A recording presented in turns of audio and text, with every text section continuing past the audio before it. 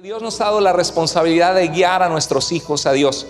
Y si tú eres parte de la iglesia que no tienes hijos y dices, bueno, este mensaje es un mensaje que no es para mí, la palabra de Dios nunca vuelve vacía, siempre tiene un propósito y Dios bendice su palabra y la razón por la cual Él envía. Así que aunque no tengas hijos, Dios va a hablar a tu vida hoy de alguna manera. Y también si tú no tienes hijos, quizá algún día vas a tener hijos y este mensaje va a formar un cimiento de lo importante que es caminar con Dios en nuestras vidas.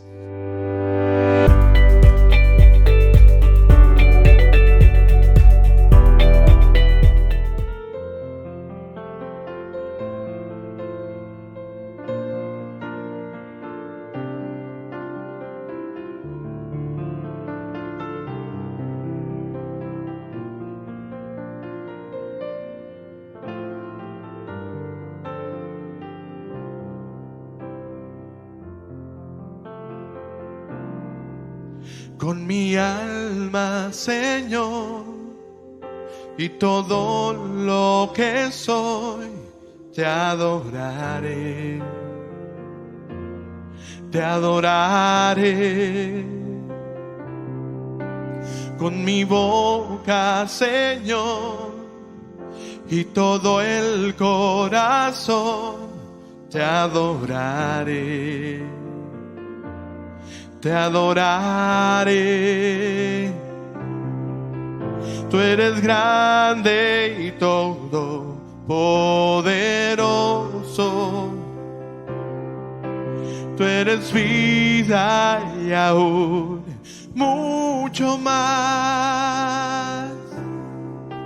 Tú eres paz, mi refugio y mi escondedero, mi amigo amado, en quien yo espero el día en que mis ojos te verán. Con mi vida te adoraré.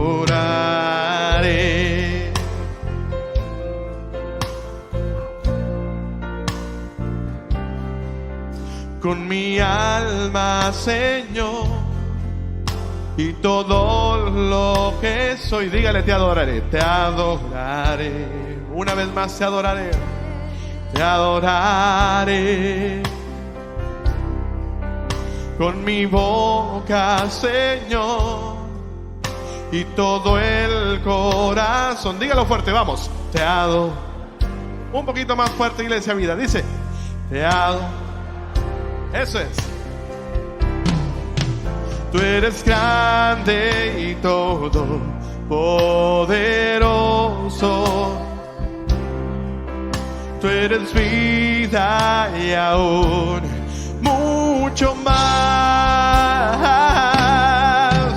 Tú eres paz, mi refugio y mi escondedero, mi amigo amado, en quien yo espero el día en que mis ojos te verán. Con mi vida te adoraré. Dígalo un poquito más fuerte, Iglesia, vamos. Tú eres paz, mi refugio y mi escondedero, mi amigo amado, en quien yo espero el día en que mis ojos te verán. Con mi vida te adoraré.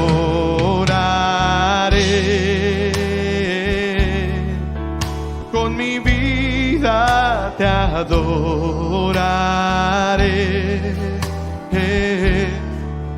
Con mi vida te adoraré.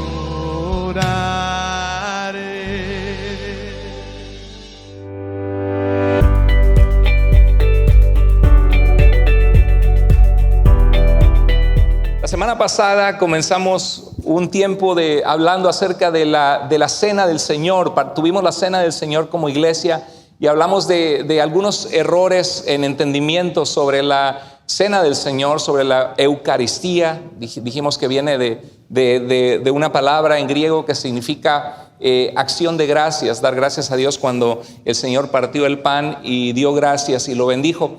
Y la siguiente semana y la que viene vamos a continuar con ese tema muy importante en nuestros tiempos. Por favor, no te lo pierdas, porque estamos preparándonos para la llegada de la Semana Santa, donde recordamos que históricamente el Señor Jesucristo fue a la cruz por nuestros pecados, precisamente en el 14 del mes de Nisan, en el calendario hebreo. Era la fiesta de la Pascua y la fiesta de los panes sin levadura, y vamos a preparar nuestro corazón. La semana que viene vamos a explicar cuando Jesús en Juan capítulo 6 versos 54 al 56 dice que su carne es verdadera comida y su sangre es verdadera bebida, y vamos a explicar qué significan esas palabras que el Señor Jesucristo dio, analizando el capítulo 6 de Juan. Así que no te lo pierdas, porque está muy interesante este tema y es necesario comprenderlo bien. Y vamos a hablar después acerca de la Pascua y cómo lo que Jesús hace tiene un cumplimiento a la luz de lo que Dios había hecho en la salvación del pueblo de Israel.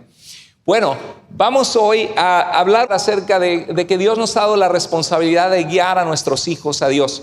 Y si tú eres parte de la iglesia que no tienes hijos y dices, bueno, este mensaje, un mensaje que no es para mí, la palabra de Dios nunca vuelve vacía, siempre tiene un propósito, y Dios bendice su palabra y la razón por la cual Él envía. Así que aunque no tengas hijos, Dios va a hablar a tu vida hoy de alguna manera te va a hacer ver alguna realidad espiritual que necesitas en tu vida. Y como iglesia, queremos ser una iglesia que alcanza a la juventud para Cristo, a las siguientes generaciones. Y también, si tú no tienes hijos, quizá algún día vas a tener hijos, y este mensaje va a formar un cimiento allá en el inconsciente de tu mente de lo importante que es caminar con Dios en nuestras vidas. ¿Algunos de ustedes le han hecho esa pregunta? ¿Por qué en tu iglesia o por qué ustedes no bautizan a los bebés? Levante la mano si le han hecho esa pregunta alguna vez. Ok, bueno, es importante que como cristianos demos razón de por qué no lo hacemos. Porque la Iglesia Católica Romana bautiza bebés. Las iglesias ortodoxas bautizan bebés que surgieron en el este del Imperio Romano, que es donde surgió el cristianismo. Las iglesias anglicanas, era la Iglesia Católica de Inglaterra, bautizan bebés. La iglesia presbiteriana, que vienen de la Reforma en los Países Bajos, y se conoce como la iglesia presbiteriana porque está gobernada por ancianos, bautizan bebés. Juan Wesley era un ministro de la iglesia de Inglaterra que proclamó a Cristo, y muchos fueron convertidos en Estados Unidos, y estableció grupos de discipulado y se les llamó metodistas porque eran metódicos en estudiar las escrituras, y los metodistas bautizan bebés. En 1608 surgió la denominación bautista. La iglesia pentecostés, que son la mayoría de los cristianos en el mundo, cientos de miles y miles de denominaciones cristianas, aunque las principales son Asambleas de Dios, y es la más grande, creo, entre el mundo pentecostés, que surgió en 1916, pero el movimiento pentecostés surgió en 1903. Ellos no bautizan bebés, pero todo tiene mucho su origen en los bautistas. Los bautistas, había un sacerdote católico que se llamaba Jorge Blaurock, y varios de ellos, leyendo las escrituras, se dieron cuenta que Cristo nos dijo: vayan y hagan discípulos de todas las naciones bautizándolos, que Cristo nos mandó a bautizar. Dice en Mateo 28, 19 al 20, vayan. Ahora, espérame, este pasaje dice, espérate a ver si te preguntan a qué religión vas. Eso dice el pasaje, eso les dejó Jesús. Quédense en sus casas, sigan su vida, no le digan a nadie acerca de mí. Solo si surge la conversación le platicas a alguien. Y ojalá no se burlen de ti. Jesús dijo, vayan, ¿verdad? Vayan y hagan discípulos. ¿Discípulos de quién? No dijo vayan y hagan católicos, no dijo vayan y hagan bautistas, no dijo vayan y hagan pentecosteses, no dijo vayan y hagan metodistas, no dijo vayan y hagan luteranos. Vayan y hagan ¿qué? Discípulos. Gente que sigue ¿a quién? A Cristo. Gente que sigue a Jesús. ¿Quién es el camino, la verdad y la vida? No los oigo, como que no desayunaron. ¿Quién es el camino, la verdad y la vida? ¿Quién es el camino para poder llegar al Padre? El único camino. Cristo dijo, nadie llega al Padre si no es por mí. No es una religión, es Cristo. Entonces dijo, vayan y hagan discípulos míos. Para eso tenemos que amar a Dios, tener una relación con Cristo. Dice, bautizándolos, o sea, al tú hacer un discípulo de Jesús, se supone que hay una persona adulta que tiene la comprensión, o un joven que entiende que en su vida va a comenzar a seguir a Jesucristo como Señor de su vida, como quien gobierna la vida de él. Y dice, bautizándolos. O sea, una vez que comienzan a seguir a Jesús, es en el proceso, al comenzar a seguirle, los bautizas en el nombre del Padre y del Hijo y del Espíritu Santo. Y luego dice, enseñándoles a venir a la iglesia los domingos. Enseñándoles a ser religiosos. No, enseñándoles a obedecer todo lo que les he mandado. Jesús no estuvo mandando las cosas que el movimiento de Raíces Hebreas hoy enfatiza, porque hablan de los mandamientos. Nunca ves a Jesús dando una cátedra acerca de cómo guardar el Shabbat o de cómo circuncidar a los que vendrían entre los gentiles, o cómo comer ciertas cosas que no deberías comer. Jesús nunca enfatiza eso. Lo que Jesús decía es que toda la ley y los profetas se resumen en amar a Dios con todo tu corazón, con toda tu alma y con todas tus fuerzas, y amar a tu prójimo como a ti mismo. Jesús nos mandó a caminar con Él, a orar al Padre, porque el espíritu está dispuesto pero la carne es débil. Nos enseñó a tener hambre y sed de justicia. Nos enseñó a ser pacificadores, a amar o buscar el beneficio aún de nuestros enemigos. Jesucristo dijo, vayan y hagan discípulos enseñándoles. Entonces el bautizo, entendemos que son personas que son capaces de tomar una decisión de seguir a Jesús y de ser enseñados. Un bebé no tiene esa capacidad, un bebé no sabe, todavía está abriendo sus ojos al mundo y entendiendo cómo funciona este mundo, y sabe que cuando le tienen que cambiar un pañal que está incómodo, sus papás lo hacen. Saben que lo llenan de besitos, pero no sabe más de la vida, no tiene una conciencia acerca de la vida. En Hechos 2:38 el apóstol Pedro se para a predicar y dice, les habla cómo Jesús vino a cumplir las escrituras. En el día del Pentecostés el Espíritu Santo es derramado, muchos de los que están ahí escuchan las maravillas de Dios, y cuando les habla que Cristo dio su vida en la cruz por los pecados conforme a las escrituras, algunos de ellos se duelen en su corazón que Jesús fue crucificado por la religión. Qué increíble, ¿no? Que la religión a veces es el mayor obstáculo a que la gente se rinda a Dios, porque la gente se aferra a una religión en vez de buscar conectarse con Dios en amor y ser sensibles y ser corregidos por Dios y por la Escritura. Pero en este caso dijeron, ¿qué vamos a hacer los religiosos? Los judíos que habían ido al Pentecostés, que habían venido con temor de Dios a Jerusalén. Y Pedro les dijo, arrepiéntase, cambie su mente, su corazón, reconozca que han pecado, es el arrepentimiento, cambien de rumbo de vida, aléjense del mal, del pecado, y pongan su mirada en seguir al Señor y a su Mesías que ha traído para cumplir lo que las Escrituras decían. ¿Y qué dice? Arrepiéntase y bautícese. ¿Cuál era el requisito para bautizarse? ¿Cuál era? Arrepentirse. La pregunta es, ¿tiene un bebé pecado? ¿Se le puede inculpar de pecado a un bebé? Nacemos con una naturaleza propensa al pecado, una naturaleza pecaminosa desde nuestros ancestros, pero no tenemos responsabilidad de pecado hasta que existe conciencia de lo que es el bien y el mal y de que estás pecando. Un bebé no tiene esa conciencia. De Jesús dijo que de los niños es el reino de los cielos. Ahora, un bebé no tiene pecado que se le pueda imputar por una responsabilidad de conciencia de pecado. Y un bebé tampoco puede arrepentirse. Arrepiéntase y bautícese cada uno en el nombre de Jesucristo, con el deseo de identificarse con la fe en Jesús. Es el asunto, eso no niega, no invalida lo que Jesús dijo en Mateo, en el nombre del Padre, del Hijo y del Espíritu Santo. Dice, para perdón de sus pecados. ¿Por qué? Porque había una confesión de tus pecados, un arrepentimiento, y se estaban volviendo a Dios. Y el bautismo era la proclamación pública al mundo, decir, yo quiero que Dios lave mi vida. Yo no sé si tú vienes aquí hoy o estás escuchando en las redes ahorita este video que alguien te mandó, que tú buscaste y necesitas una relación con Dios, necesitas arrepentirte y necesitas ser limpiado, que quizá te sientes sucia de tu vida pasada, de una vida sin Dios. Y Dios hoy te dice que te ama, que te espera, que te busca, como el padre con el hijo pródigo, que quiere darte un abrazo y que tú puedes volver a casa, a los brazos del Padre, porque el Padre te ama y quiere salvarte. Y en ese momento la gente se arrepentía y dice la Escritura que 3,000 personas fueron bautizadas confesando sus pecados. Y dice el verso 41, así que los que recibieron su mensaje fueron ¿qué? Bautizados. ¿Qué se necesitaba para ser bautizado? Recibir su mensaje. ¿Puede un bebé recibir el mensaje de Cristo? No. ¿Por qué es que la mayoría del cristianismo en nuestros tiempos bautiza bebés? ¿Por qué?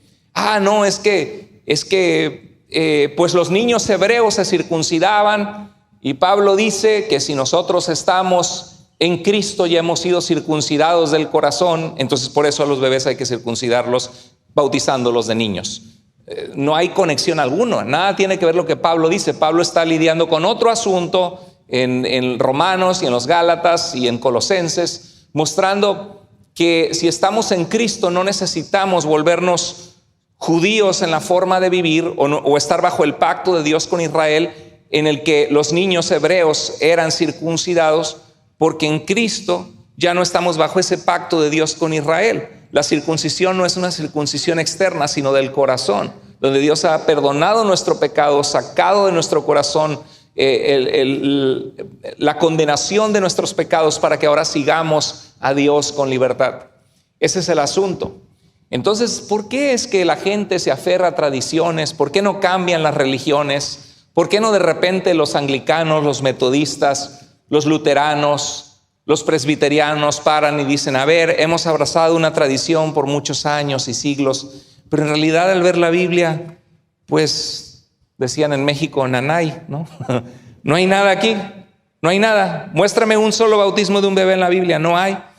Pero es que sí dice que le dijo Pablo al carcelero de Filipos en Hechos 16, ¿qué debo hacer para ser salvo? Cree en el Señor Jesucristo y serás salvo tú y toda tu casa. Claro, el carcelero de Filipos en una cultura patriarcal era el jefe de su hogar, de su casa, de sus hijos, de sus nietos. Y al él venir a Cristo, la palabra de Dios iba a ser proclamada en su casa y muchos iban a escuchar el mensaje e iban a ser salvos junto con él.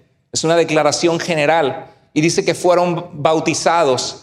Pero como era toda su casa y había bebés recién nacidos, quizá, pues a lo mejor a los bebés también los bautizaron. Ahí está en la Biblia, ahí está el bautismo de bebés. Fíjate, ahí no dice nada que bautizaron bebés, lo único que le dijo es que creyeran en el Señor Jesús y sería salvo él y su casa y que fueron bautizados, eso es todo. Eso es especulación, es echar a volar la imaginación, ¿no? Y bueno, Cornelio también se bautizó y toda su casa, seguro que había bebés ahí. Seguro. ¿De dónde sacas ese seguro? Si todo el libro de Hechos está mostrando que siempre eran adultos. Por ejemplo, Hechos 8:12, cuando creyeron a Felipe, que anunciaba el evangelio del reino de Dios y el nombre de Jesucristo, se bautizaban ¿qué? Hombres y mujeres. Eran adultos. No hay tal cosa como un bautismo de un bebé. Y esto nos agarramos en debate con gente que cree diferente o con la gente que es católica romana, porque es un sacramento y el bebé tiene que ser bautizado. ¿Dónde dice eso la Biblia? No, es que no solo escritura, también es la tradición de la iglesia. Bueno, vayamos a la tradición de la iglesia. Yo leo los primeros cristianos que escribieron, conocidos como los padres apostólicos, San Clemente de Roma, Ignacio de Antioquía, Policarpo de Esmirna, la Didache, un documento antiguo llamado La Enseñanza de los 12, y yo no veo ningún bautismo de bebés. De hecho, la Didache, que es o del siglo I, mediados del siglo II, este documento dice que los que se bautizan pasan un tiempo de oración y de ayuno. No creo que le digas a tu hijo, a tu bebé, no le des nada de comer al bebé por 3 días porque se va a bautizar en el 4º día. O también dice que se bautice en agua corriente, porque la palabra baptizo en griego significa sumergir, meter en el agua, y era un simbolismo, como dice Romanos 6, somos sepultados con Cristo para morir a nuestra vieja manera de vivir, a fin de resucitar y vivir en vida nueva. Es el simbolismo del bautismo. Así como el agua nos limpia, el perdón de Cristo limpia nuestras vidas de la maldad, del pecado. Por eso dice la Biblia que si alguno hubiere pecado, tenemos un abogado que nos defiende con el Padre, el cual es Cristo el justo. Y dice que si confesamos nuestros pecados, Él es fiel y justo para perdonarnos y limpiarnos de toda maldad. Y el bautismo es el paso de dar testimonio público, de decir: yo he creído en Jesús, me he arrepentido, el Señor me ha salvado, y así como Él limpió mi vida, así como en el libro de Ezequiel hablaba que daría un corazón nuevo dentro de mí y rociaría agua limpia sobre su pueblo, es lo que Dios está haciendo en mí. El bautismo era sumergirte en agua, y la Didache dice de que de preferencia que sea agua que corre como en un río y que sea agua fría. Eso dice la Didache en un documento temprano cristiano. ¿Se imagina usted agarrando al bebé en el río, metiéndolo en agua fría? Claro que no. Ya en el siglo, a finales del siglo II, ya con Irineo ya empieza a oírse del bautismo de infantes, y ya el siglo III, pero estás hablando ya casi 200 años después del cristianismo. Y ya se hizo una con Agustín, con el problema contra un monje en el área donde es Inglaterra ahora, que se llamaba Pelagio. El pelagianismo empezó a enfatizar que nacemos con un pecado original y que por eso los bebés necesitan ser limpiados de ese pecado original a través del bautismo. Y entonces la gente decía: si se me muere mi niño,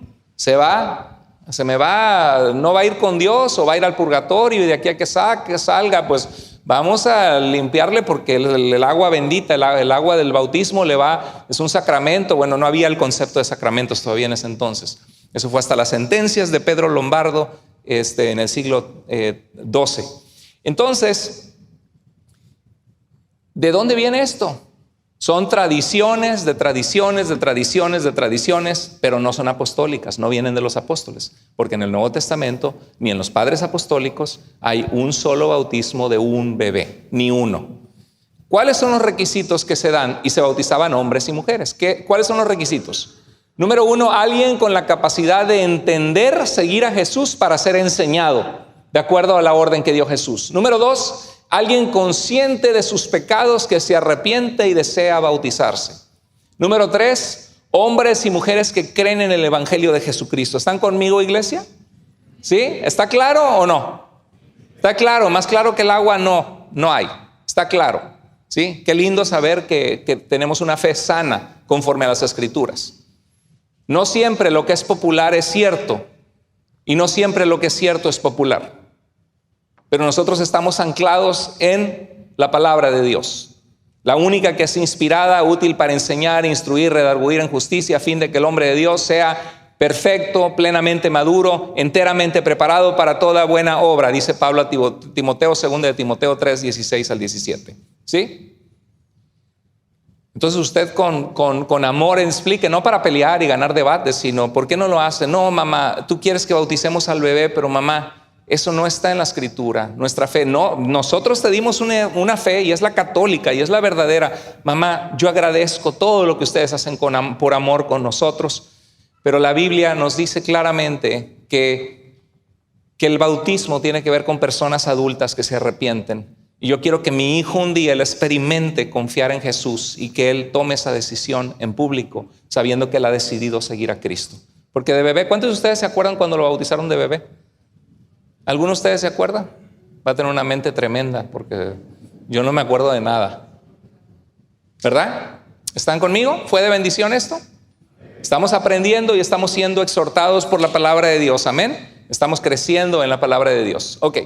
No vemos bautismos de bebés, pero sí vemos presentación y bendición. A lo que llamamos presentación, padres que traen su bebé ante el Señor para bendecirles y para pedir que les dé la sabiduría como padres para guiarlos en el camino de Dios, en realidad no es algo mandado por la Biblia. Porque a veces alguien llega y me dice: pastor, yo no presenté a mis hijos de 4 y de 5. ¿Lo puedo traer aquí? Pues si quieres tráete al chamacón de 18 y aquí lo presentamos, ¿no? Pero la realidad es de que no lo presenté. ¿Qué pasa? Estoy en un pecado que no lo presenté, ¿no? Bueno, en realidad no, porque la Biblia nunca dice, Pablo no le dice a Timoteo, y que traigan los hijos y los presenten. No, esto es una tradición. Hay tradiciones que son bíblicas y tradiciones que no son bíblicas.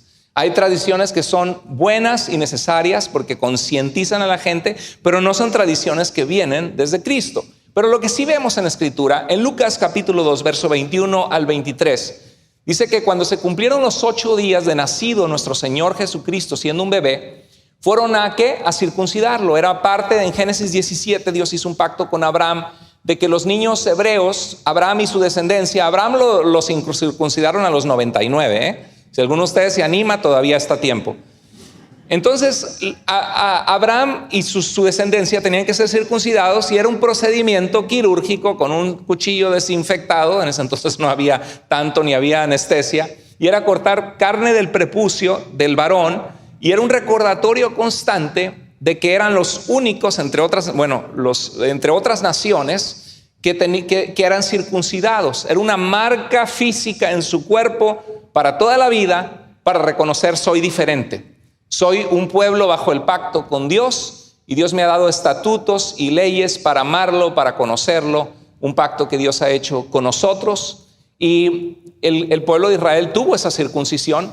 En Hechos capítulo 15 nos dice que los cristianos no necesitamos, los que no somos judíos, ese pacto porque estamos bajo Cristo y no bajo el pacto de Dios con el pueblo de Israel. Es clarísimo lo que el Espíritu Santo y los apóstoles dijeron, que los cristianos no necesitamos eso. Sin embargo, hoy día tienes movimientos judaizantes que vuelven a practicar esto y parece que Hechos 15 está pintado en la Biblia y sacan, y también Gálatas y Romanos y Corintios y Filipenses. En Filipenses Pablo les dice, cuídense de los perros. Los perros eran la gente que los judíos, cuando alguien no vivía en pureza, decían que era como un animal carroñero salvaje que andaba sin guardar la ley de Dios, comiendo comidas prohibidas, y les llamaban así. Y Pablo les revierte la palabra porque los impuros eran ellos que no estaban reconociendo la suficiencia de Cristo, y le dice, cuidados de los perros, de los mutiladores del cuerpo. ¿Por qué? Porque obligaban a los cristianos gentiles a circuncidarse para que Dios les aceptara y vivir una vida agradable a Dios. Pero bueno, el punto es de que la Virgen María y José, temerosos de Dios, la Virgen María, una gran mujer de Dios para ser escogida, para ser la madre de Jesús, es bienaventurada entre todas las mujeres de la tierra, porque fue el vaso escogido para que Jesús viniera a este mundo a nacer. Y por eso decía, María se reconocía que Dios había visto la bajeza de su sierva. Ella se consideraba inmerecedora, pero se consideraba, ella quería ser una sierva del Señor. Y José también. A veces le subimos a María y nos olvidamos que José fue un súper tremendo hombre de integridad, de fidelidad, porque estaban ya comprometidos para casarse antes de que el ángel Gabriel le anunciara a María que iba a ser la madre del Mesías y que iba a concebir del Espíritu Santo. Dice la Biblia que estaban comprometidos para casarse. Una pregunta, ¿por qué cree que María y José se iban a casar? ¿Por qué se casa uno? ¿Para qué se casa uno? ¿Por amor? En algunos matrimonios son arreglados en el pasado, pero generalmente se casa uno por amor. ¿Qué más? Para procrear, para formar una familia.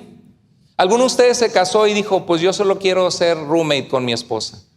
Yo solo quiero que casarnos, pues para hacernos compañía. No, la verdad es te casas porque quieres amar a alguien y compartir tu vida. Y la Biblia dice que eso es bueno en gran manera. Y les dijo en Génesis, fructifíquense, multiplíquense. Y dice, vio Dios todo lo que había hecho y era bueno en gran manera. Dios creó la sexualidad. Satanás toma la sexualidad y la distorsiona y la usa para el pecado y para traer mucho dolor y destrucción. Pero la sexualidad no es pecaminosa ante los ojos de Dios cuando es algo hecho dentro del vínculo matrimonial. Pero la Biblia dice que estaban comprometidos para casarse y al tener a Jesús, lo llevaron a circuncidarse y José y María llevaron al niño a Jerusalén para presentarlo al Señor. ¿Sabes dónde estaban José y María? ¿Dónde vivían? ¿Se acuerdan? Jesús de Nazaret. Nació en Belén, pero estaba viviendo en Nazaret. ¿Sí? Jesús de Nazaret. Bueno, lo llevaron ¿hasta dónde? Hasta Jerusalén. No había carros, 145 kilómetros de distancia. Cumpliendo con lo que estaba escrito en la ley del Señor, todo varón primogénito será consagrado al Señor. Dice, y habiendo ellos cumplido con todo conforme a la ley del Señor, personas obedientes a Dios y al pacto de Dios con Israel y a su palabra, se volvieron a Galilea, a su ciudad de Nazaret, la región de Galilea, en el mar de Galilea, un lago enorme. Y el niño crecía y se fortalecía, llenándose de sabiduría, y la gracia de Dios estaba sobre él. ¿Cuántos de nosotros queremos tener hijos así? Claro que este es Jesús, el Mesías, Dios encarnado. El niño crecía y se fortalecía, llenándose de sabiduría. ¿Qué es la sabiduría, hermanos? La sabiduría es inteligencia aplicada a la vida. Vivir una vida inteligentemente vivida. ¿Cuántos de nosotros queremos ser sabios? ¿Cuántos de nosotros queremos que nuestros hijos vivan una vida de sabiduría? Todos, ¿verdad? Porque no queremos hijos necios o hijos tontos. Queremos hijos sabios, inteligentes en su forma de vivir. Y Jesús crecía y se fortalecía llenándose de sabiduría, y la gracia de Dios estaba sobre él. Bueno, en Lucas 2:41 dice, los padres de Jesús acostumbraban ir a Jerusalén todos los años a la fiesta de la Pascua. En Galilea se reunían en la sinagoga. La sinagoga era la reunión de los judíos que se reunían a leer las escrituras, los salmos, a orar, a alabar a Dios, a orar. El concepto de la iglesia viene de la sinagoga judía. Jesús acostumbraba a ir a la sinagoga. Una ocasión llegó, abrió el profeta Isaías y leyó, el Espíritu del Señor está sobre mí porque me ha ungido, la palabra Mesías o Cristo. Y todos los ojos estaban puestos sobre él y dijo, hoy se ha cumplido estas escrituras entre ustedes. Entonces José y María acostumbraban ir a la sinagoga cada semana, temerosos de Dios. Pero aquí vemos que cada Pascua, la fiesta donde recordaban que Dios les liberó de la esclavitud en Egipto, iban de Nazaret a Jerusalén. Y dice la Biblia que cuando Jesús cumplió 12 años subieron allá. Entonces van a la fiesta de la Pascua, están allá unos días, la fiesta de los panes sin levadura, que les voy a explicar en 2 semanas más, así que no se desconecte, por favor, no se desconecte, siga viniendo con puntualidad a la iglesia domingo a domingo, porque la fe viene por el oír y el oír viene por la palabra de Dios. Así que siga viniendo, siga pensando en invitados, siga trayendo invitados, porque tenemos una misión que cumplir como iglesia, que es hacer discípulos de las naciones y enseñándoles que guarden lo que el Señor nos mandó y haciendo discípulos que crecen en la palabra de Dios. Entonces vemos que cumplió Jesús 12 años y cuando regresaron, iban en una caravana probablemente con gente de Nazaret, y cuando regresaron empezaron a caminar un día de camino y de repente, ¿y Jesús? ¿Dónde está Jesús? No lo encontraban. Empezaron a preguntar en sus parientes. La Virgen María estaba angustiadísima, José estaba angustiadísimo. ¿Alguna vez has perdido a tu hijo? Ay, qué horrible se siente, que tu mundo se te viene abajo. Recuerdo cuando Dios nos permitió hacernos ciudadanos de este país, que es una bendición, en un agosto del año 2013, estábamos en la biblioteca pública de la ciudad donde vivimos y ahí fue la ceremonia donde oficialmente nos hicimos ciudadanos con muchas personas. Y entonces le estábamos compartiendo de Jesús, una persona latinoamericana que también estaba allí, y estaba Andrea pequeñita, y de repente no la vimos, volteamos, en un momento estaba y luego ya no estaba. Nos agarramos como locos a correr por toda la biblioteca buscando entre los libros, Andrea.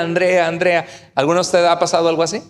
Es horrible, se te viene el mundo abajo. Me la robaron, no la vuelvo a ver a mi hija, y resulta que estaba escondida abajo de una banca porque había aprovechado ir al baño en su pañal y le dio pena en esa época. Pero escondida porque no quería que la encontraran, porque le daba pena, y es horrible. Y en este caso María y José estaban muertos de angustia. Es el único pasaje de la Escritura donde Jesús es regañado. El único pasaje. Porque llegan y lo encuentran a Jesús con los doctores de la ley, los expertos en las Escrituras, haciendo preguntas y dando opiniones sobre la voluntad de Dios, y todos estaban admirados de este muchacho de 12 años de edad, lleno del Espíritu de Dios o de las Escrituras, cómo las estaba explicando, las preguntas que estaba haciendo. Y llegaron José y María, yo creo que se arrojaron a sus brazos. Hijo, ¿qué pasó? Nos tienes angustiados. ¿Por qué nos haces esto? El único regaño que se llevó Jesús en toda su vida. Y Jesús dice que no sabían que en los negocios, en las cosas, los asuntos, porque hay gente que dice, le cambian a la Biblia y dicen negocios. No, los asuntos, eso es la palabra. Los asuntos de mi Padre me es necesario estar. ¿Cuántos de nosotros tenemos un hijo así, de 12 años, que dice, mamá, espérate, no me molestes, vamos a ver el programa, ven, que la película de Netflix? No, ahorita no estoy en las escrituras, no me hables. ¿Cuántos de nosotros tenemos un hijo así? Es, mamá, quiero preguntarle algo al pastor. Quiero preguntarle qué pasa con aquellos que mueren y nunca escucharon de Dios. Imagínate, qué bonito que hay alguien con hambre de saber y de Dios. Bueno, así estaba Cristo. ¿Cuántos de nosotros que somos padres queremos hijos un poquito más interesados en Dios? Todos nosotros. Bueno, los padres, José y María, llevaron a Jesús por un terreno difícil desde Nazaret hasta Jerusalén. Aviéntate 145 kilómetros, ¿sí? En un terreno difícil. Y José y María, algunos calculan que avanzaban 2 millas por cada hora, porque era subir monte y pasar entre montes. Y si viajaban 6 horas diarias, porque ¿alguna vez usted ha ido de hiking? 6 horas caminando sin parar. ¿Qué tal? Terminó uno cansado, ¿verdad? Muy cansado. Viajaron 6 horas diarias. Si hicieron eso, hicieron 12 millas por día, más o menos. Se estima que su viaje tomó alrededor de una semana.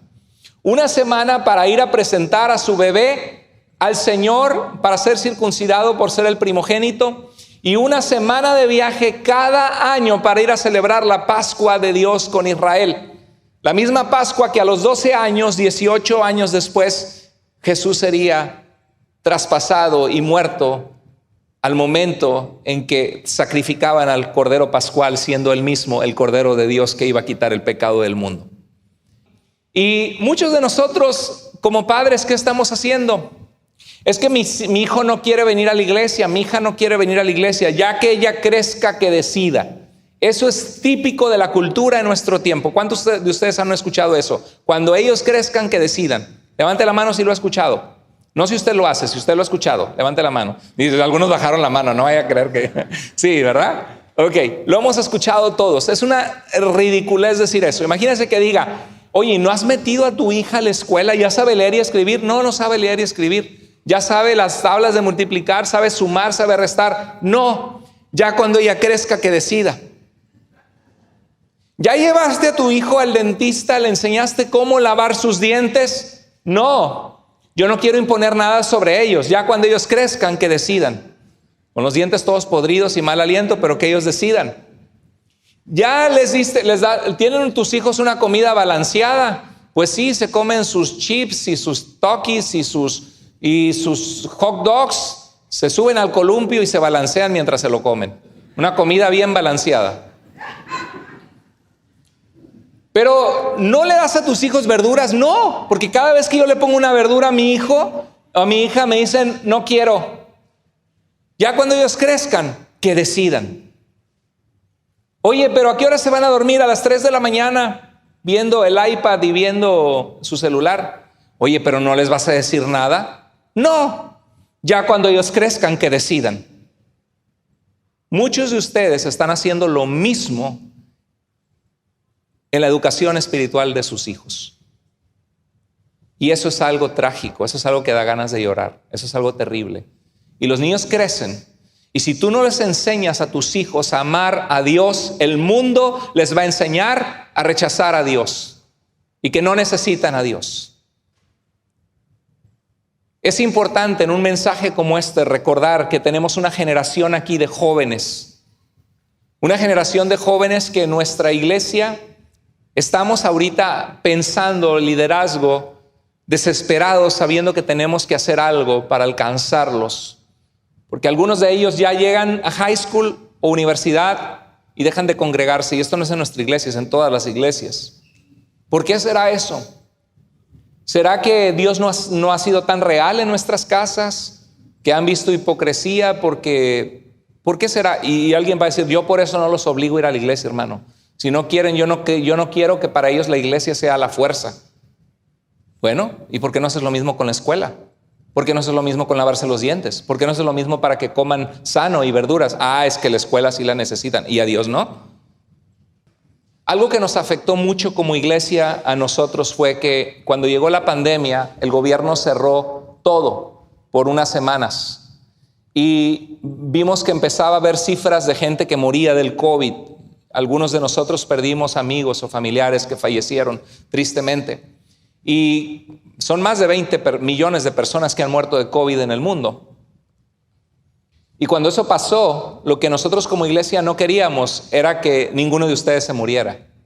Yo no quería estar viendo familias destrozadas por el dolor en nuestra iglesia y que nosotros no tomáramos las precauciones necesarias. Y por eso nos dejamos de reunir físicamente por más de un año. Y todo lo hicimos en línea, todo en línea. Y máscaras después regresando, que yo sé que la gente ya les trae harta y les choca. Y tomamos esas medidas. Entonces, ¿qué pasó? Resulta que todo empezamos a hacerlo, ir a grabar a la otra iglesia y empezar a transmitir todo en línea, ¿se acuerdan? Y no nos reuníamos físicamente. Muchas iglesias se vinieron al pique. Ahí mostró quién estaba realmente con fidelidad con Dios. Hay millones de cristianos en el mundo que desde la pandemia dejaron de congregarse en todas las cientos de miles de iglesias en el mundo, porque era la excusa para enfriarse en su fe, porque a lo mejor era un cristianismo basado en socialización, en costumbre, y ya que se acostumbraron a no ir, dijeron, ¿ya para qué vamos? Y muchos de ellos fueron traspasados por dolores, porque empezaron a tomar decisiones sin Dios en sus vidas. Eso pasa cuando te dejas de congregar. Por eso dice la Biblia que no te dejes de congregar como algunos tienen por costumbre. Muchas veces tus hijos y los míos como pastor, ya me ha tocado, me dicen, hoy no quiero ir a la iglesia. Pero soy el pastor, ¿no? ¿Verdad? Pero tú eres una persona que Dios te ama, Dios quiere que lo conozcas. Y en esta casa no está discusión si vienes o no vienes a la iglesia. Vas a la iglesia porque vas a la iglesia. Y David nos platicaba que en una ocasión su mamá lo subió casi a la fuerza un camión, parece un campamento. Y David estaba con heavy metal, totalmente alejado de Dios, en cosas que él nos ha contado su testimonio, ¿no? Haciendo cosas que no estaban bien y no quería saber nada de Dios ni quería ser cristiano. Pero su mamá le dijo, ¿te me vas? Ahora sí que con la santa chancla, no, ¿te me vas? ¿Verdad? Lo metió al autobús, se fue a un campamento y en ese campamento Dios obró en su corazón, Dios lo alcanzó y rindió su vida a Cristo y desde entonces ha seguido a Cristo y le ha servido. Gloria a Dios. Sí. Mis hijos saben que venir a la iglesia no es opcional. Es que no quiero ir a mi clase. ¿Por qué? Porque hay un niño que me habló feo. Hay un niño que me pega. ¿Puede pasar eso en la iglesia? Sí. Sí. Un niño ahí de repente bullying o un niño de repente que está acostumbrado porque en la escuela sí se tratan bien a la iglesia y se burla de alguien y ha habido niños que han salido llorando de una clase de la Biblia porque otro niño los trató mal. ¿Qué hacemos? Ya no vuelvo a llevar a mi hijo a esa clase. No, vamos y maestra pasó esto, pastor está pasando esto. Muy bien, dígamelo, vamos a hablar con los papás. A la iglesia no se viene a esto, hijo, no se viene a esto, ¿sí? Usted dígame, si hay algo que pasa así, dígame, porque yo ni enterado estoy. Y tenemos un equipo hermoso de hermanas que cuando se enteran de algo así, actuamos, hacemos lo que está de nuestro lado. Pero, ¿qué pasa si le dices a tu hijo, es que te trató mal alguien en la casa? No vayas, hijo, a la clase. Y luego pasan años, y el niño no quiere saber nada de Dios, porque ya lo acostumbraste a no ir a la iglesia. Es que mi hijo tiene otras cosas, está muy ocupado. Hermanos, no faltes a la iglesia. Involucra a tus hijos con Dios y que Dios sea real en tu casa. Eso te lo animo, ahí puedes anotarlo. No faltes a la iglesia, involucra a tus hijos con Dios, que Dios sea real en tu casa. Porque si Dios no es real en tu casa, solamente les estamos dando ¿qué cosa a nuestros hijos? Religión. Y eso es lo que esta cultura detesta. La cultura de ahora no quiere hipocresía, no quiere falsedad. Yo no soy perfecto. Puedo fallar como ser humano, pero sí busco agradar a Dios en mi vida. Mis hijos saben que amo al Señor, que les enseño del Señor, que si alguna vez los he llegado a regañar en algo que me desobedecieron o les llego a gritar porque me llega a pasar o me ha llegado a pasar, yo hablo con ellos, le digo, disculpa hijo que te levanté la voz, pero estaba muy enojado, yo te había dicho que no lo hicieras. Y si algo yo fallé, yo tengo que tener la humildad de decir, hijos, perdonen. Y mostrarles que en la vida, en nuestra casa, Dios es real. En esta casa se ama a Cristo. En esta casa buscamos de Dios. No faltes a la iglesia. Involucra a tus hijos con Dios, que Dios sea real en tu casa. Cuando vemos a José y María, vemos padres obedientes a Dios y con una fe real. Dice que así cumplieron con lo que la ley del Señor estaba escrito. Y cada año iban a Jerusalén, aunque fuera lejísimos el camino. Quiero decirte algo, tus hijos aprenderán más de lo que te ven hacer que de aquello que les enseñes y no te vean hacer. ¿Quieres que te lo repita? Tus hijos aprenderán más de lo que te vean hacer que de lo que tú les enseñas y no te ven hacer. ¿Sí?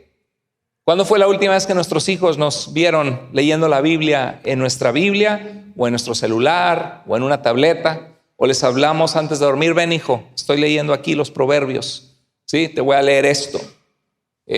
¿Por cómo crees que esto se aplica en la vida? Hermanos, esto es bien, bien importante. Y José y María tuvieron un tremendo testimonio con sus hijos. Por ejemplo, Mateo 13:54 dice, y llegando a su pueblo, Jesús les enseñaba en la sinagoga de ellos de tal manera que se maravillaban y decían, ¿dónde obtuvo tal sabiduría y estos poderes milagrosos? Jesús hacía milagros. Cuando llegó a su pueblo encontró incredulidad de las personas, se maravillaban de él. Déjame decirte, ¿de quién estaba hablando el pueblo? ¿De quién se maravillaban? ¿De quién? ¿De María? ¿De José? ¿Quién era el centro de la conversación? Jesús, ¿verdad? Porque los evangelios hablan de Jesús, es el personaje principal. Y dice, ¿no es el hijo del carpintero, José? O alguien que trabajaba con piedras, es una palabra en griego que puede significar carpintero, una persona que trabaja con rocas. O dice, ¿no se llama su madre ¿qué? María, y sus hermanos Jacobo, José, Simón y Judas? ¿No están todas sus hermanas con nosotros? ¿Dónde pues obtuvo todas estas cosas? Ahora, este es un tema bien delicado porque muchos dicen, no, la Biblia dice que es la Virgen María y que dijo que una virgen concebirá a luz un hijo. Claro, creemos en el nacimiento virginal de Jesús. Pero José y María no se casaron solo para ser roommates. Se casaron para formar una familia. Antes de la anunciación del ángel, ellos ya estaban comprometidos para casarse. Eso de que San José era un hombre viudo, grande de edad, viejito, y que tomó a María solamente para cuidarla, hacerle compañía, eso es algo que nos inventaron. La Biblia nunca dice que San José era viejito, ¿sí? Y si era viejito, pues qué mal, porque la Virgen tenía 12 años de edad. No, eran jóvenes, eran personas que se iban a casar. Ahora, muchos, inclusive Martín Lutero, creía en la siempre virginidad de María. Para nosotros, si María fue siempre virgen, qué bueno y qué lindo. Y no tenemos nada en contra si María fue siempre virgen, porque el centro de la escritura no es María, sino es Jesús. María es una mujer de Dios, un instrumento en las manos de Dios para que naciera nuestro Salvador. Pero aquí es claro que la gente decía, es como si yo veo, por ejemplo, a Marco, que guiaba a nuestros jóvenes, que ahorita está con los jóvenes arriba, y digo, ¿no es ese Marco? ¿No se llama su hermano Tommy y su hermano más chiquito Dani? ¿No se llama su mamá la hermana María? ¿Sí? Y el hermano Payo. ¿Sí? Estamos diciendo nosotros una referencia porque vimos algo de Marco. Estamos hablando del núcleo familiar. Y mucha gente dice, no, es que así se llamaban, hermanos, primos, como los hermanos de Israel, que somos hermanos todos vosotros. Sí, pero aquí está hablando de un núcleo familiar, donde la gente del pueblo decía, no conocemos a su papá, no conocemos a su mamá, no son sus hermanos. No estaba hablando de los primos, Para primos hay una palabra específica en griego. Aquí está hablando de adelfos, de hermanos. Dice, son Jacobo, José, Simón, Judas. ¿Se da cuenta usted? La Biblia lo enseña. Pero muéstrame en la Biblia donde dice hijos de María. En ningún lugar. Aquí no dice hijos de María. No, porque el pueblo no estaba hablando de María. Estaba hablando de Jesús. Es como si yo digo, Lester, qué bonito toca Lester el piano. Toca hermoso cuando él toca en este piano. Y les digo a ustedes, fíjense que me encontré a la hermana de Lester el otro día. Pude platicar con ella por teléfono y una chica muy buena persona. Y alguien dice, pero ¿saben cómo se llama la mamá de Lester? Se llama la hermana Elizabeth. Y alguien dice, pero el pastor no dijo que se encontró a la hija de la hermana Elizabeth. Dijo que se encontró a la hermana de Lester. Claro. Porque ustedes a quien conocen es a Lester. Y de quien estoy hablando es de Lester. Entonces claro que no voy a decir, claro que no iban a poner ahí los hijos de María. Porque no era el tema de la conversación. El tema era Jesús que estaba haciendo milagros. Y dijeron, ¿no es este el hijo del carpintero, el hijo de María? Y sus hermanos que son José, Simón, Judas. ¿Sí? Y en Lucas 2:7 dice que dieron a luz a su hijo primogénito. Si hay un primogénito, hay un segundogénito. No, ¿verdad? No. Si hay un primogénito, hay un segundo, tercero, cuarto. Mateo 1:25 dice que José no tuvo intimidad con María, no la conoció, era un eufemismo. Como dice, conoció a Adán a su mujer Eva y dieron a luz un hijo. Y dice, y no conoció José a su mujer María hasta que dio a luz a su hijo Jesús. ¿Qué significa? Que después de dar a luz a su hijo Jesús, sí la conoció, tuvieron intimidad. Y no es sacrilegio lo que estoy diciendo, ni es blasfemia. Es Biblia, es Mateo 1:25. Y la Biblia menciona muchas veces a los hermanos de Jesús. Dice, ¿no se llama su madre María y sus hermanos Jacobo? Y mira lo que dice Gálatas 1:19. Pero no vi, dice Pablo, a ninguno otro de los apóstoles, sino a, ¿quién? Jacobo, el hermano del Señor. ¿Cómo le llama? El hermano del Señor. Y hay un sacerdote por ahí que hace sus programas ridiculizando a los cristianos y agarra y dice, a ver, léame 1 Corintios 15, usted ya sabe de quién me refiero. 1 Corintios capítulo 15 y dice, y apareció Jesús a Pedro, a Jacobo, dice, y a más de 500 hermanos que estaban reunidos ahí. No me vaya a decir usted que eran hijos también de María, y toda la iglesia católica se suelta a carcajadas como diciendo, qué ridículos los protestantes de llamar y pensar que María tuvo hijos, porque aquí en 1 Corintios 15 se apareció Jesús a más de 500 hermanos. La verdad que qué manera tan absurda de sacar la Biblia de contexto en el ejemplo que está poniendo este sacerdote, porque Pablo está hablando a los corintios que Jesús cuando resucitó se apareció a más de 500 hermanos en Cristo de nosotros, gente que le seguía y que le amaba, que son nuestros hermanos en la fe de nosotros, no hermanos de Jesús. Pero este pasaje sí habla de hermanos de Jesús, porque dice, no son estos sus hermanos. Pero 1 Corintios 15 no está hablando de los hermanos de Jesús en el contexto de su ministerio terrenal, sino que en su resurrección se apareció a más de 500 creyentes, que son nuestros hermanos en Cristo de nosotros. ¿Sí? Pero así es la manera que la gente hace eso y se agarran debates y pleitos. Pero eso no nos importa a nosotros nosotros no tenemos ningún problema si María fue siempre virgen, porque el centro es Jesucristo. Y aunque María sea una mujer de Dios y digna de imitar en su fe y una tremenda mujer del Señor que está con Dios en la gloria, nada tiene que ver con que nosotros recemos a María, pidamos intercesión de María. Pero lo que sí vemos en María y en José es un ejemplo digno de imitar. Porque no importa cuántos kilómetros viajaban, llevaban a sus hijos a celebrar al Señor Todopoderoso. Llevaban a sus hijos. ¿Y qué vemos con Jacobo? A ver, ¿quiénes son sus hermanos que se mencionan? Jacobo, ¿qué más? José, Simón y Judas. 4 hermanos y otras hermanas. Ahora, mire lo que pasa cuando va uno a Santiago 1:1. En realidad no debería llamarse Santiago. Esto es una deformación de la época medieval. Es Jacobo, no Santiago. Jacobo, ¿cómo se presenta a sí mismo en su carta? Siervo de Dios. ¿Y de quién? Y del Señor Jesucristo. Dice, yo soy siervo de Dios y siervo de mi hermano en la carne, el perfecto que nunca regañaban más que cuando se perdió en el templo, que me decían, ¿por qué no eres como tu hermano Jesús?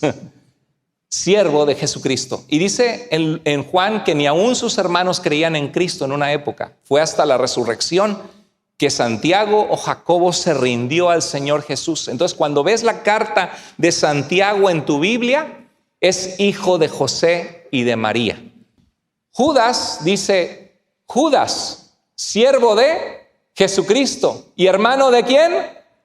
De Jacobo. Está más claro que el agua, justo lo que dice Mateo 13. Dice, a los llamados, santificados en Dios Padre y guardados en Jesucristo.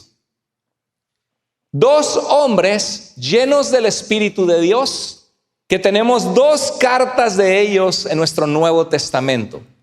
¿Usted cree que María y José hicieron algo bien con sus hijos? Claro que sí. Ay, pero es que la iglesia queda muy lejos. Ir hasta el templo, imagínate, hasta allá. Una semana de viaje. Ay, no, mejor me quedo a lavar ropa. Ay, vienen ahora el clima bonito. Iglesia, bye bye, no me vean en junio, julio y agosto. En septiembre regreso. Está bien que salgas 2, 3 semanas, está bien, se vale. Me voy de vacaciones porque estoy trabajando muy duro. Pero tampoco te desaparezcas 3 meses. ¿Sí? Es que está bonito el día. ¿Qué le estás diciendo a tus hijos cuando tú te desapareces? Hijos, véanme a mí, no hagan lo que les digo, no, más bien, hagan lo que les digo, pero no hagan lo que me ven hacer. Hijos, te voy a inscribir a fútbol. Son los domingos, porque yo quiero que usted haga deporte. ¿Qué le estás diciendo a tu hijo? Hijo, Dios es secundario. El fútbol debe ser número 1 en tu vida. Vas a llegar a ser un gran futbolista. Después te vas a casar con una mujer que no conoce a Dios ni le ama. Vas a ser traspasado por los dolores del pecado. A lo mejor tus hijos van a caer en las drogas porque no tienen el cimiento de Dios. Pero mi hijo, por 3 años de su vida, fue un gran futbolista. Arriba los deportes para estar uno sano en el cuerpo. Pero Dios, no. Ir a la iglesia los domingos, no. El deporte es más importante, hijo, hija. Cada vez que tú pones actividades así, le estás diciendo a tus hijos que es más importante el deporte que Dios. Aguas con eso, ¿sí? ¿Qué vemos en José y María? Padres que adoraban a Dios, padres obedientes a Dios y a su palabra con una fe genuina y real, padres que le llevaban al templo y padres que consagraban a sus hijos a Dios. Y sus hijos se volvieron siervos de Dios como Jacobo y como Judas, como Santiago y Judas, que dejaron 2 libros de la Escritura en nuestro Nuevo Testamento. ¿Cuántos de ustedes quisieran ser padres así como José y María? ¿Cuántos de nosotros queremos que nuestros hijos amen a Dios? ¿Qué hay que hacer? Darles el ejemplo, que Dios sea real en la casa. Y como iglesia nosotros vamos a empezar a fomentar grupos, conferencias, reuniones de niños, de jóvenes, porque queremos empezar a trabajar en nuestra juventud. Si tienes hijos que viven bajo tu techo, te doy un consejo. Aunque ellos estén totalmente alejados de Dios y no quieran venir a la iglesia, no seas tan respetuoso con ellos en decirles, es que mi hijo no quiere venir, que se quede en casa porque yo no le voy a obligar las cosas de Dios. Ay, qué lindo, qué hermoso. ¿Y por qué no le hiciste igual con la escuela? ¿Por qué no le hiciste igual con lavarse los dientes? ¿Por qué no le hiciste igual con comer comida sana? Hijo, las cosas de Dios no son a la fuerza. Si tú amas a Dios o no, esa va a ser tu decisión. Yo oro que conozcas a Dios. Pero hijo, hija, ¿tú vives en esta casa? Sí. ¿Me pagas renta? ¿O quieres empezar a pagar renta? ¿Pagas agua? ¿Pagas la luz? No. Bueno, ¿sabes qué? Para mí como papá es muy importante que nosotros estemos conectados con Dios porque Dios, hijo, hija, Dios no es religión. Dios es el que hizo la vida. Y un día todos vamos a morir. Y tenemos que saber quiénes somos, por qué estamos aquí, a dónde vamos, cómo debemos vivir la vida. Y si tú conoces a Dios, eso va a darte sabiduría en la vida para que te prosperes y te vaya bien. Aunque tu corazón ahorita está frío y dices, ¿para qué voy a la iglesia? No conozco a nadie, me aburro. Pues no es un centro de diversiones, no estás yendo a Dave & Buster's, no estás yendo a correr, estás yendo a escuchar. ¿Y sabes qué? Te pido de respeto que si vives en esta casa, jales parejo con toda la casa, porque vives en esta casa. Por favor, respeta esa petición que te hago de que el domingo vamos a la iglesia. Tú sabes lo que haces, si lo recibes, te entra por un oído, te sale por el otro. Pero no es negociable. En esta casa vamos a ir a la iglesia. Cuando vienen, así se pueden sentar atrás, así como, qué coraje, me trajeron mis papás a la fuerza y aquí estoy escuchando a este pastor aburrido y ya tardó mucho, ¿no? Y está, ¿sabes qué? Dice la Biblia que la fe viene por el oír y el oír por la palabra de Dios. Espero que Dios haya hablado a tu corazón hoy. No sé a quién Dios le mandó este mensaje o a varios de ustedes. Y si tú eres alguien que no tiene hijos todavía, prepara tu corazón para algún día ser un padre que camina con Dios. Y si tú no tienes hijos, ¿conoces algún joven aquí en la iglesia? ¿Cuándo fue la última vez que oraste por los jóvenes de nuestra iglesia? ¿Cuándo fue la última vez que te acercaste a uno de los jóvenes? Es que pasan 3 jóvenes, pero son invisibles, porque yo voy directo a darle la mano a los papás. Y a ellos los ignoro porque no son importantes. En vez de parar de decir, hola, ¿cómo te llamas? Mucho gusto. ¿Cuántos años tienes? Oh, mucho gusto, José. ¿Y tú cómo te llamas? Oh, Andrea, mucho gusto. ¿Tienes 7? Ay, qué linda está. Que sigue adelante. Qué bueno, niños que están aquí en la iglesia. ¿Usted cree que podemos hacer un poquito más de eso? En vez de solamente voy directo al papá y ellos los ignoro. Y luego de repente en la plática, ¿y cómo te va en la escuela? Puedo orar por ustedes, Señor. Bendice esta familia, bendice estos niños. Que sepan que aquí hay una familia que les ama y que nos interesa esa generación. Porque si no vamos a llegar cabecitas blancas. ¿Se acuerda, pastor, cuando nos predicaba? Y nuestros hijos, pues estamos orando por ellos y por los nietos, pero tienen mucho que no van a la iglesia y están bien mal. Y la iglesia, esa iglesia vida, llena de gente que crecía, que llegaban familias nuevas, pues somos, ya en vez de tener varonil, somos los chicos malos. Malos del corazón, malos de la próstata, malos de las rodillas, malos de los huesos. Eso va a pasar si no empezamos un nuevo ciclo con esa juventud allá. Hermanos, por favor, traiga a sus hijos. Es que nadie se conecta, nadie los saluda. Hija, me lo ha dicho mi hija, use su vida para que Dios use su vida en la iglesia. No conoces a nadie, acércate. Y no significa que siempre lo hace. Te acercaste a alguien, conéctate tú. Si no se conectan contigo, conéctate tú. Haz amigos, conoce personas. ¿Qué tal si de repente todos nosotros nos volvemos mentores y coaches y estamos de rodillas? Señor, te pedimos por la siguiente generación, levanta entre los niños que ahorita están ahí en esas clases, que van a ser tocados por tu palabra y que van a reemplazar a ese pastor que se va a volver viejo.